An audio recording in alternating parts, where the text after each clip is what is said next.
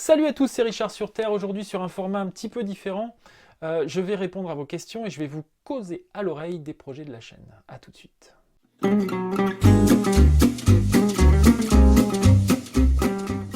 Alors d'abord, je tiens vraiment chaleureusement à vous remercier parce qu'on vient de dépasser les 1000 abonnés, ce qui veut vraiment dire que notre projet est en train de prendre et ça, c'est une super nouvelle. Dans un premier temps, je vais donc répondre à vos questions et on commence par Théo, qui me demande « Que penses-tu du projet de piégeage des chats qui devrait en avoir la gestion, la LPO ou la Fédé de chasseurs ?»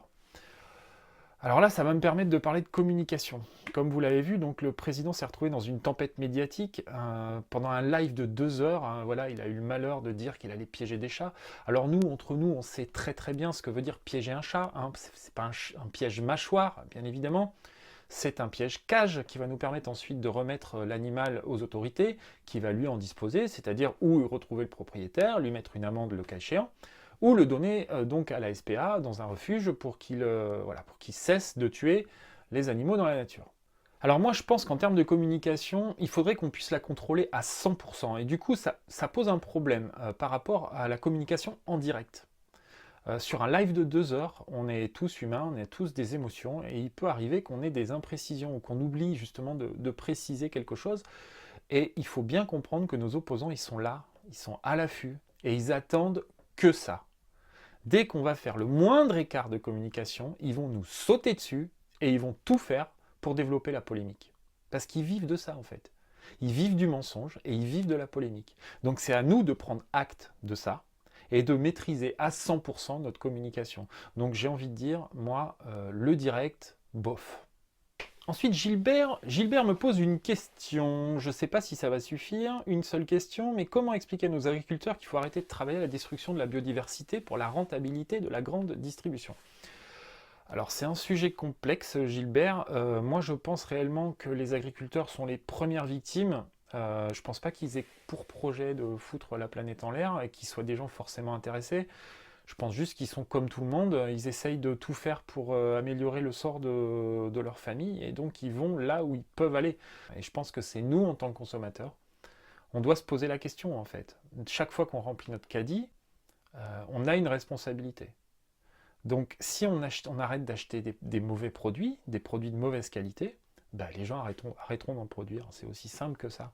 Donc la première chose qu'on doit faire, à mon sens, avant de jeter la pierre aux agriculteurs, c'est regarder ce qu'on met dans notre caddie.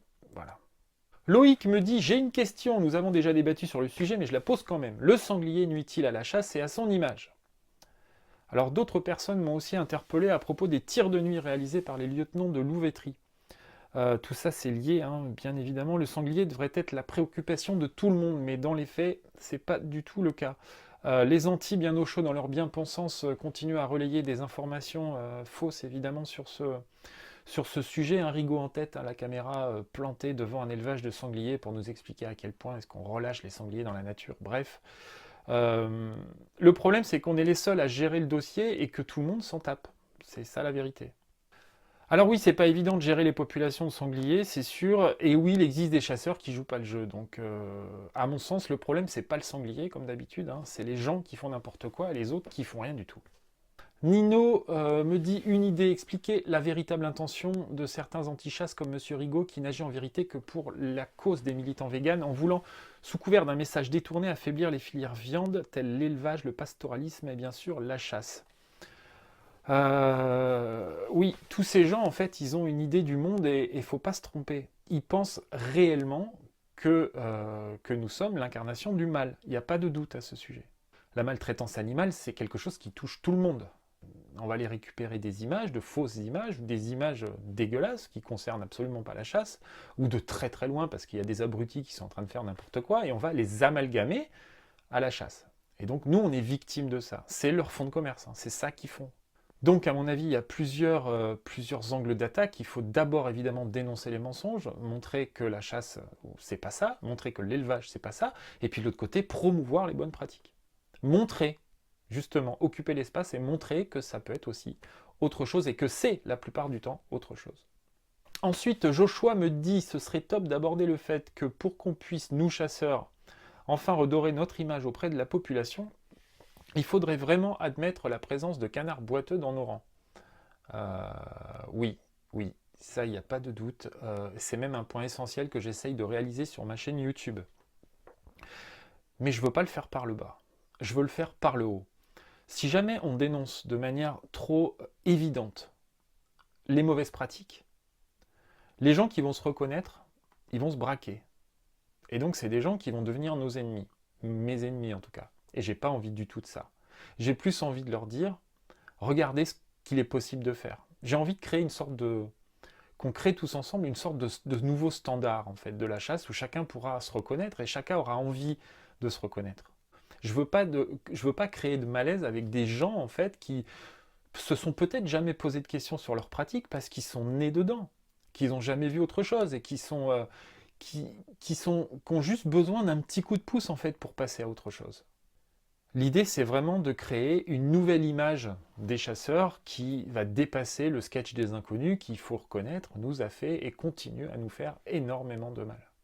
Alexandre me demande, on se rencontre quand? J'espère très vite, j'ai plein d'idées en tête, je vous les donnerai au fur et à mesure des semaines qui viennent. Pierre-Yves nous dit que l'argent est le nerf de la guerre et nos ennemis qui croulent sous les subventions toutes plus révoltantes les unes que les autres l'ont bien compris. Y aurait-il un moyen de financer ton magnifique combat? Cordialement, Pierre-Yves. Alors c'est notre magnifique combat, Pierre-Yves. Et oui, évidemment, l'argent c'est le nerf de la guerre. C'est aussi l'occasion de vous parler du projet de la chaîne dans les mois qui viennent. Nos opposants, ils ont réellement une longueur d'avance sur nous. Et ils sont partout à pourrir notre image. Moi, je veux ramer dans l'autre sens, et je veux ramer dans l'autre sens le plus fort possible. C'est ça le projet de la chaîne. Moi, je veux aller sur le terrain, je veux rencontrer les acteurs, je veux redresser la vérité quand elle a été massacrée par Rigaud et ses copains, et j'ai envie de répondre à chaque fois qu'ils disent n'importe quoi. Je dis bien à chaque fois. On va créer des images qui pourront être partagées à chaque fois, partout. Je veux rencontrer toutes les fédés, toutes les ACCA qui font du super boulot partout. Gestion petit gibier, gestion grand gibier, communication, sécurité et actions concrètes de protection de la biodiversité. Dès qu'un chasseur plante une haie, je veux être là avec ma caméra et expliquer pourquoi c'est bien. Dès qu'un chasseur nettoie une forêt, je veux être là aussi. Dès qu'il entretient un chemin, je veux être là. Je veux rencontrer des éleveurs, je veux rencontrer des dresseurs, je veux aller à la rencontre de toutes les chasses. Elles ont besoin d'être expliquées, ces chasses, elles ont besoin d'être comprises et surtout on a besoin de mettre des visages dessus. J'ai besoin de rencontrer des gens pour qu'ils m'expliquent ce que c'est pour eux la chasse.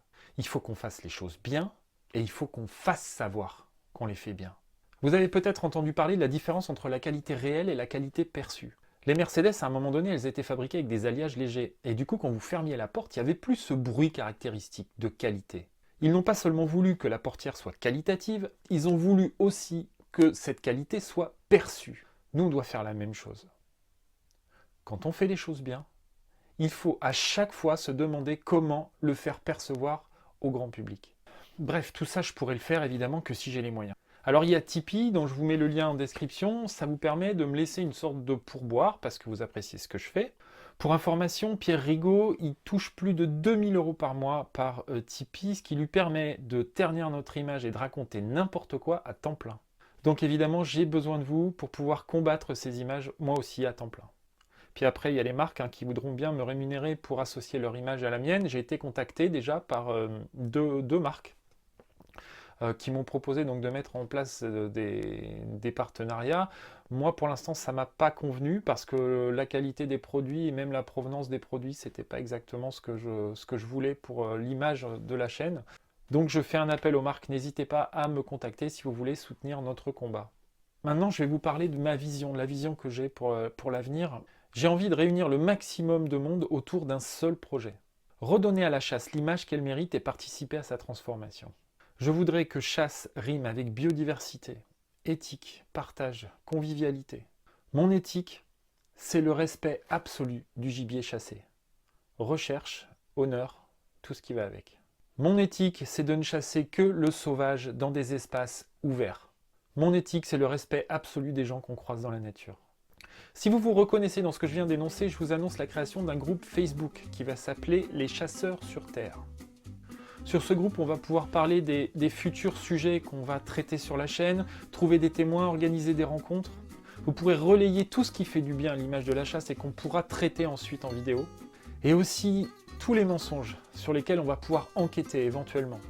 C'est un groupe que je veux tourner vers l'avenir de la chasse. Mais c'est pas un groupe politique. La question n'est pas de savoir ce qu'il faudrait faire, mais la question est de savoir ce qu'on va faire. J'ai pas envie qu'on écrive à des députés, j'ai pas envie de mettre en place des pétitions, ça c'est du travail politique, c'est extrêmement utile, mais c'est un autre temps. La politique c'est un temps long. Moi je veux qu'on soit sur de l'instantané, de l'immédiat. On a des années de retard.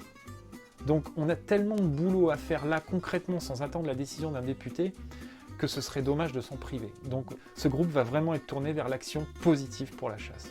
Autre chose, je veux qu'on laisse le mensonge à nos opposants. Moi je veux qu'on soit super carré. Je veux que chaque information qu'on partage, elle soit vérifiée. Je voudrais aussi qu'on soit capable de reconnaître quand ça déconne dans nos rangs, et puis simplement essayer de réfléchir à la manière dont on pourrait faire pour améliorer les choses.